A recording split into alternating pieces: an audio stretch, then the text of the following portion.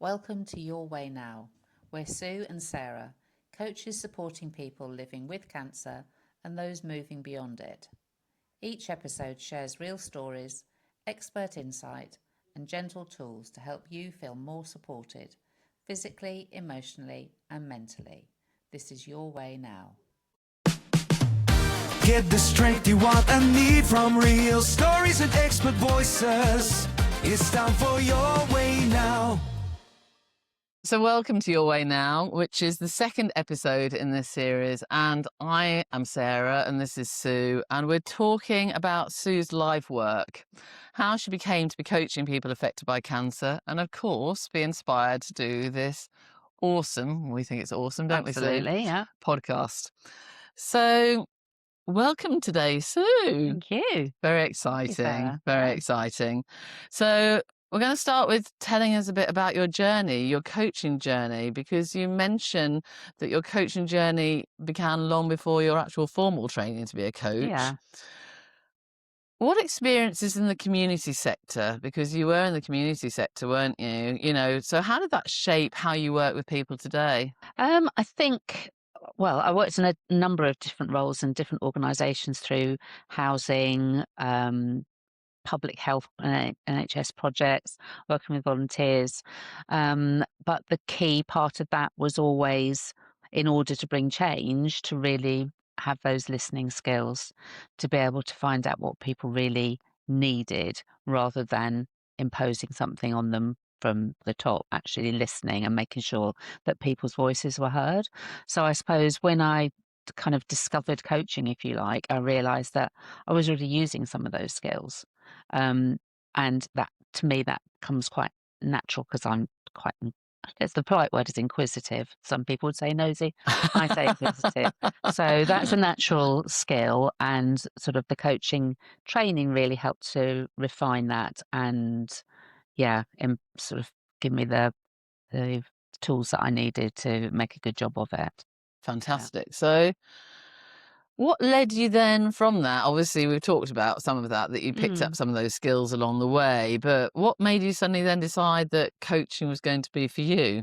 What was Well, going on in your life to make you transition? there was a lot going on. There was sort of reached a certain stage in my life, personally and professionally. But from a professional point of view, it was kind of I had a nice good job. Everything looked great on paper, but actually I wasn't really that happy, and I was feeling a bit flat, and not sure really what I want. That was what I wanted to do for the rest of my working life. And somebody suggested coaching, and then and that seemed like a really good idea when they sort of described it to me, because it wasn't something that I'd formally kind of experienced before. So when had that, it was like, well, I talk about light bulb moments, but that was light bulb moment for me was Yeah. like, oh my God, this is so interesting the way that this works, that it made me just go, right, okay, this is what I want to do. And for me, I needed to do I wanted to do that formal qualification Yeah. to do that. So I'd had a bit of a false start because I started thinking about it in sort of February 2020, and then some big world event happened which stopped me from doing it, and I started a bit later, and then I wasn't really, I didn't have the time and the energy working full time to do that. So I did take that, and I had a big birthday, a big one with those ones with a zero on the end. Yeah. And it always gives you time to think, doesn't it? And think, okay, where am I now? So, yeah, that prompted me to make that decision, and I was very lucky to be able to do that, give up working full time, take a part-time role, and concentrate on finishing my training, then getting cracking with it. I was kind of like, had been quite patient with myself, and then was getting impatient and wanted to get it done Yeah. because I could Yeah. see how it could be used. And with that, actually, what led you to want to work with people? Because your work specialises with people moving on after cancer, doesn't Yeah. it? Once they finish their medical journey, or however they're deciding to navigate through their diagnosis, you concentrate on helping people really put their life back together, I guess, you know, Yeah. and how to move forward afterwards when people can really get lost in that. So what made you actually want to work with people with cancer in the first place? You know, what was the motive with that? Well, it's interesting. It's interesting because my professional career started working at Sussex Cancer Centre many, many moons ago as a medical secretary. Um, I only did that course because my parents thought I'd meet a nice rich doctor and never have to work again. Um, Did that work out for no, you? no, definitely not. And I didn't last very long at the Sussex Cancer Centre, which is another story for another day. But it obviously made an impression on me because years later, um, actually just after I had my second child, my mum was diagnosed with non-Hodgkin's lymphoma and was successfully treated, but she lived with the after effects of that and for treatment Yeah. for 17 years, I think it was after that. Um, so I experienced that kind of secondhand work as a supporter of her and as a caregiver. I experienced that, but saw what it did to her. And also then my dad years later was diagnosed with lung cancer, and he was only lived with that for only 6 months. And at the same time that Dad was diagnosed, I started this new role working with volunteers with lived experience of cancer, and that is when I think talking to them about their experience and and listening to them is when I realised or understood more about sort of the physical changes, the emotional changes, the changes to your well-being, and got probably a deeper understanding from working with so many other people. So when I finished my coaching qualification, I could see how that could be applied to people at that stage, whether they're in remission, they're living with an incurable cancer or whatever. It's at that time when everyone else expects, we know this story, everyone expects it to be normal. But, if you're living with that, then how can that I don't think anything's old ever really quite thing normal be again, to be normal? Some perfectly parts honest. of it, I guess, Yeah. might stay the same. But also, I think coaching gives you that opportunity at that stage, gives you that opportunity to really think about, okay, what has changed? What do I want to change? And where am I, or where do I want to be compared to where I am now? And that's the bit where I enjoy working with people at that stage. Um, and yeah, so also one of the other big changes that people don't talk about so much is the uh, way that it impacts on people's income. Yeah. So, in all sorts of way, whether you have to change job, you can't work for months or years or whatever, it has an impact. So I Mm. wanted to make it accessible as well. So I remember having this conversation with a friend and saying, well, now I've got my coaching qualification, but I don't really know what I want to niche in, but I want to do enough to be able to do pro bono for people who live with cancer. And she was like, Sue, that's your niche. And I said, yeah, okay, yeah, let's do this. And approached Sussex Cancer Fund, who are a local charity, and they have supported that since, which is fantastic. So it can be offered to people in Sussex free of charge, for which I'm phenomenally grateful. Mm.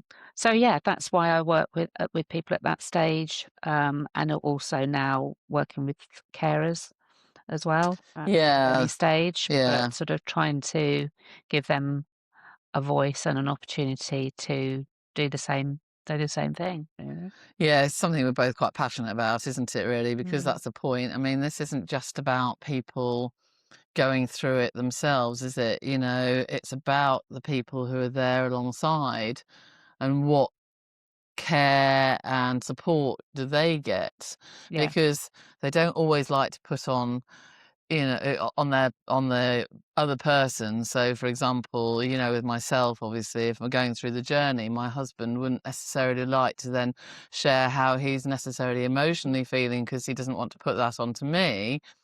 But where does he go and get the exactly. support Yeah, from, yeah. you So know? actually, and as you say, this podcast is also about for and we've talked about it, is about having that sort of sense of community and knowing that you're not on your own and that there are other people. And I know from working with carers, and that's another term that people don't like, but maybe supporters, that actually it can feel quite lonely. And you don't realise that actually the emotions that you're having, other people are having the same things. So it can be really isolating. So yeah, it's really important always to remember those people, even if they don't put themselves first. Yeah, and I'm sure we'll be doing some future episodes Yeah, I'm around, sure. Yeah, exactly that subject and yeah. things that have really helped people, who are the carers, the caring for the carer. Yes. Yeah, We'll definitely be doing yeah. some, future work around that. So, but going back to your coaching, why did you Mhm. call your business the Crossroads Coaching? Oh, well, it was a fantastic reason, but it was because I guess it's very simple. People are who I coach are at are at a crossroads. We all have them in our lives in different ways, but after cancer treatment, then it's a definite kind of, well, which way do I go now? What am I? Yeah, Which direction do I want to be going in any particular area of my life? So yeah. I mean, when I started, I wasn't solely coaching people affected by cancer. So I think, coaching can apply to anybody at any kind of crossroads. That's it. yeah. And I mean, I know again, going back to my experiences of it, it's so relatable, with that. Took me quite a period of time where I had to just almost just sit with it for Yeah. a while, and just really work it out because otherwise I felt like I was forcing. I was Mm. forcing which way was I going to go. And as a Mm. coach and learning coaching and everything else, it was really trying to not force that next section of my life, Mm. because actually I had to sit with and process for a while Yeah, too. definitely. And so it's about So having that opportunity to do that yeah, and do that in a space that's safe. That when I work with people, they can say whatever they want, and I know you're the same. They can say whatever they want to me, and I haven't got a personal angle on it because it's not like speaking to a friend or a family member where you've just spoken about, your husband and how he was feeling. So obviously, you can speak freely and openly and be received in a non-judgmental mm, way, and really be able to then explore what you do want yeah, rather than what other people think that you want. I was reading something earlier about, I can't remember who it was, but they were talking about when they finished treatment that their family thought it would be a great idea for them all to go on a big holiday together, which sounds, a- as a person not affected by it, you'd think, yes, of course, they've just been through this terrible thing. Let's all have this lovely holiday together as a family. In normal times, that would be great. But actually, what they felt was, I'm not ready for that. I can't. I'm exhausted. I've just got through this. I just want some space to myself to work out what's next. Maybe 6 months down the line, or that would be great. So, it's finding ways also to communicate that to other people. yeah. Yeah. Sounds overwhelming to me, actually. That's the point because Yeah, overwhelm is such exactly a the big word. story that weaves a way through. So if you're already overwhelmed, you're overwhelmed with the diagnosis, you're overwhelmed with the Yeah. treatment, then you're almost overwhelmed when it comes to an end and you lose that support. And then people are making all these suggestions for you. And then all that, again, Yeah. it just sounds And everyone's very well overwhelming. meaning, Yeah. but Yeah. altogether it's Yeah. it's too much. Yeah. And I think with coaching, I mean, it'd be interesting to hear your take on this, but for me, it's about how you can share safely and explore those options for yourself Mm, and not actually listen to the noise outside. yeah.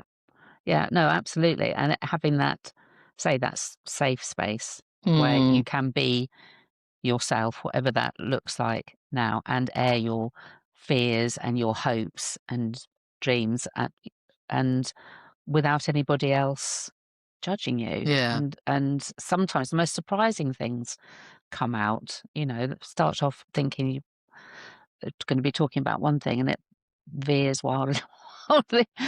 Talking openly with yeah, somebody, quite often just brings up something else. yeah. So, yeah. Well, I know for me, I don't know about for you, but sometimes just airing something verbally anyway helps because it gets you out of your head, doesn't it? Yeah, You know, and yeah, actually you can start to see a little bit clearer. And it's a little bit yeah, like journaling as well, when you're actually coming out of your head and you can yeah, just get something down onto paper. yeah. So explain this to us a little bit, Sue, in terms of actually this, because some people listening might think, oh, well, that sounds a little bit like going to see a counsellor or whatever. So what really is the difference here Okay. between counselling and coaching? You know, what's the difference in the Well, services you if offer? we talk about the similarities first, the Yeah, similarities are that, as we just discussed, it's non-judgmental, it's totally confidential. And whilst with the coaching that I do, we might be looking back a little bit because I want to know more about you and also raise your awareness of what an awesome human being you are, actually, yeah, whether you feel like you are or not. And then it's very much about moving forward. So it's moving from where you are now, so meeting you where you are now and moving that forward, and rather than looking back and yeah, going back and looking at those yeah, emotions that have come up. So yes, it can be emotional, and we can, sit with that, but ultimately we're looking at how to move forward. yeah. And just to add to that, I think, you know, for me as well, it's about almost going back into the past. We sort of need to a little bit just to Yeah. actually look at what's going on subconsciously, because actually it's about making the subconscious conscious and looking at maybe generational patterning and things like that, you know, and traumas that sometimes have gone on, but not sitting in all of that, you know, and not sitting in the shit, for want of a better word. You Yeah. know, we're actually looking at it, how's that shaped us, but then, as you say, how we can Yeah. move I forward mean, I through have to that. say, I've worked with people who are having counselling at the same time, Yeah, or indeed have done coaching and found that useful, or also find other things that come up, and then they need a counsellor as well. yeah, So yeah, very similar but different, yeah, and much more sort of looking at moving forward. yeah, yeah.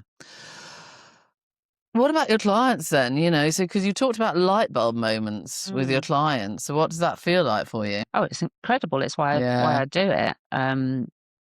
When you see somebody's um I put it, I suppose, awareness, but when you see somebody having that moment where they actually can see things from a different perspective or feel like they're being heard and understood, that's a really lovely thing to experience, and often the trigger for them starting to make that change. So quite often it's about simply reminding people of uh, their power, if you like, or their, that what they can do for themselves and what they're capable of doing with a bit of support.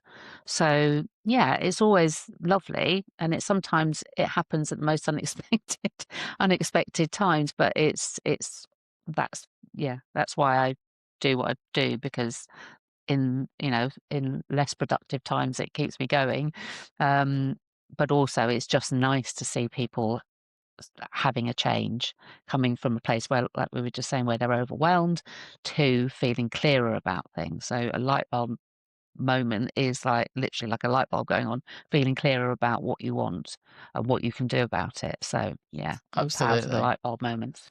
And with that, I'd actually love to hear from you if you're able to share a success story about, you know, one of your clients that you've worked with. You know, Mm, how have they come in, how have they felt when they've come in, to how okay. do they feel when they leave, you know, Yeah. your sessions? Yeah.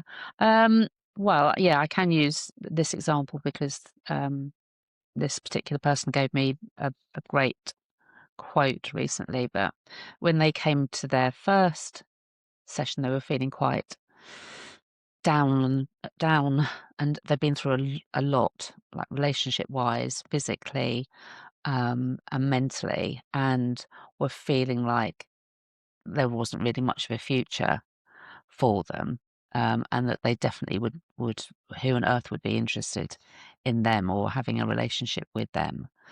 But actually doing that deep work at the start and looking at their values and looking at their experience and what they've been through, um, I was able to say to them, look, I know that you've got this going on, and that's difficult, but also you're powerful, you've got a wonderful family, you know, you've done this for people, you've done that for yourself, you've got so much to be proud of, that actually she said that that was the moment that was a turning point for her, was actually somebody seeing what she'd what how can I say What this? she was What she capable of, was what she and was, what yeah. she is, Okay. and that she's not confined to her being cancer. Not confined to her stories, really, isn't Yeah, it? You know, actually yeah, seeing her essence, you yeah. know, And of since exactly who she yeah, so is. since then, you know, we're around her. We've been working around her identity and who she is and who she wants to be known as. Yeah, So, what do you want to, take into the world? What do you know, you've got so much to offer, and she truly has. So, what you've got so much to offer. How do you want people to know you, and what do you want? So, what do you actually want from any future relationship? What don't you want? What don't you want to take with you? And so, yeah, that's been really lovely to see a much more confident person coming out of it, who feels like she's got value and a future that is worth working for. yeah, that's amazing because, as you say, you can feel very lost, and I know that would, you know, something for me. I mean, obviously, I'm in a relationship, but you do always have those, you know, those thoughts can. It's amazing how they can run away with you. What happens if, for example, anything happened to my husband and I was still around in 10 years' time and then meeting somebody else? Would you know, would Yeah. anyone ever fancy Yeah. me because you've had all this stuff, or would they steer clear of you because you suddenly say you've had cancer, Yeah. Yeah. and does that put people off? And it's amazing how we create all these stories, Yeah. isn't it? We Of create course, our our own mind just stories all the projects time, you know. forward to the Yeah, worst possible case. But, yeah, it's, yeah, just take a step back and think, actually, what are you offering? yeah, And actually, you are the one who needs to put your boundaries in and say what you want yeah, from this world, and yeah. not the other way around. So yeah, that's been a really lovely case. And and other people change in different ways. I work quite a lot with people who have been through cancer, and maybe work-wise, if things have changed. So, like we said, they can't do the work that they were doing before. They haven't got the energy to do the work that they were doing before. But I've worked with people who've set up new business, or setting up new businesses, or just looking at different ways of doing work that they love, so that they're still doing the work they love, but in a slightly different way. So, yeah, just exploring those sorts of thoughts. So, you know, as you know, coaching can be applied in so many different ways, depending on what the areas, what the focus is that you Mm, want. mm. Yeah. And this is your full-time work now, isn't it? It is, yeah. Yeah, How which is fabulous. exciting. Yeah. How It's been exciting. about 6 months now, so, yes, I absolutely love it. I wouldn't do anything differently, so I'm doing that. I'm doing the one-to-one coaching, and also just developed a group coaching Oh, program for brilliant. carers, which has Oh, been, yeah, fantastic. Has that so been well received? yeah, it was quite a small pilot group, and the outcomes from that have been really, really interesting. So now I'm gonna tweak a few things and rearrange it, but yeah, we're gonna do it again in the spring, and it's definitely something that I want to do more of. So yeah, so it'll be getting that balance. But Mm, yes, it's this is it now. Yeah. fantastic. Fantastic. Very lucky. You are. I mean, it is such incredible work. I think, you know, I've noticed such a difference with myself as well, you know, Mm. from actually receiving coaching. Coaching for me, just to share some of my experience on that, when I was going through it, I had some counseling, but I don't know. I think for me, counseling was great. It was somewhere I could go and cry and kick off a little bit and all the rest of it, but didn't ever really feel like it was giving me the tools to move forward. Okay. That was the difference. Do you see what I Mm, mean? So mm. it was a safe space for me to go and just to sit and, you know, cry a lot, actually. That's all I really felt like I ever did. And I'm not sure that I ever really felt like I got much benefit in terms of helping me find those resilience tools, I Yeah, guess. yeah. And then actually, for me, it was actually by the time I was then act- re-diagnosed and started for me sort of discovering a holistic coaching, because my style, obviously if people have listened to my episode, I'm sure will have heard, but is more around sort of meditation and breath work, and but giving me some tools that I could actually use to calm my nervous system and to Mm, actually bring it back down was really mm, was a massive game changer for me. mm, And yes, having somewhere safe that I could go where I could, cry if I wanted to, but I could do that in coaching as well. And I just find that, find that really, really powerful, and that people would just actually get me, as you say, to look at what I did have, what I could yeah. offer, but also to navigate into a calmer space and to overcome this overwhelm Mm, that which just really just weaves its way through the yeah. whole And journey. when you have that overwhelm, that's really interesting. And when you have that overwhelm, um, it's easy then to concentrate on what you don't want. Yeah, yeah, absolutely. So how valuable is coaching in being able to ascertain what you do want? Now, when I had coaching, or when I have coaching, it's I haven't had cancer, so or any sort of like chronic illness like that. So mine tends when I've had it first was about I don't want to be in this I don't want to be in this job anymore. What else can I do, and how can I use my experience to do that?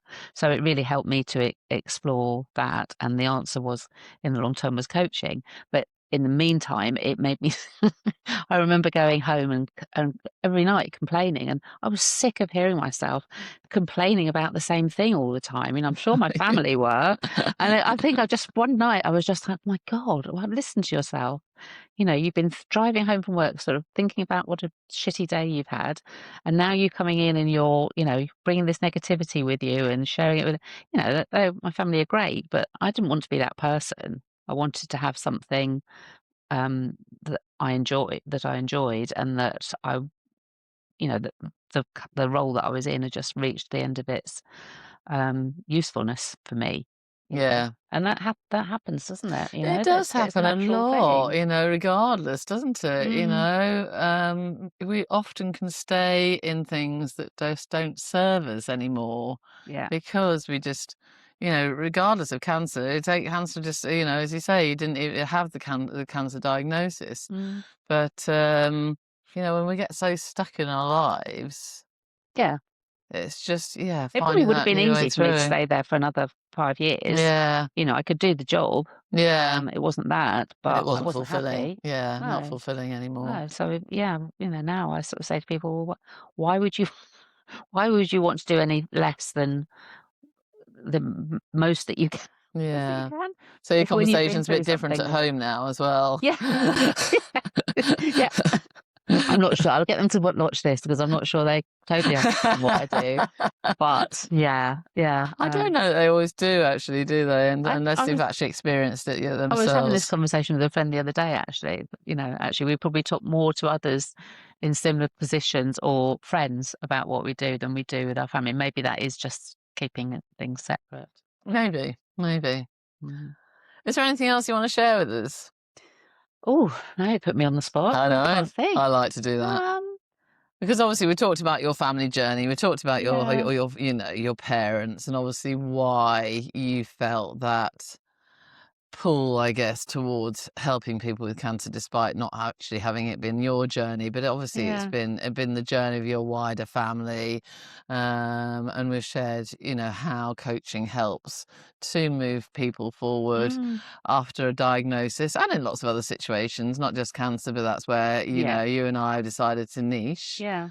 So yeah, just before we sign off this episode for today, is there anything you'd No, like to add? I'm just really grateful to be able to do that, and I'm really glad to be doing this podcast because I think there's the potential to help a lot of people who, you know, in this in current times and with the NHS fantastic as it is, I I hear stories about people who for example, and this might be something we talk about, have suddenly been thrown into the menopause and have been given little to no guidance as to, or even indication as to what that might mean, or have had to come off, have been on HRT and have been coasting along quite nicely, and then have had to come off it, and the devastation that that causes on top of a diagnosis. So, we know that there are things that we can do, that people can do for themselves to work alongside conventional medicine that will really help them